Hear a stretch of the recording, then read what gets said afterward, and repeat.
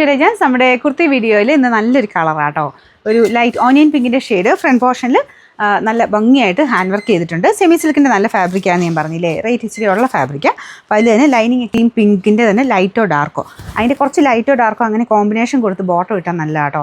ചുരിദാറിലൊക്കെ വരുന്നതാണെങ്കിലും ചെറുതെങ്കിലും ലൈറ്റും ഡാർക്കോ ആയിട്ട് വരാറില്ലേ, അത് തയ്ച്ചിട്ടാൽ ഭയങ്കര ഭംഗിയാണ്. ശരിക്കും പറഞ്ഞാൽ കറക്റ്റ് കളറിനേക്കാളും ഇച്ചിരി ലൈറ്റോ ഡാർക്കോ ആയിട്ട് ഇട്ടാലും കാണാൻ നല്ലതാണ്.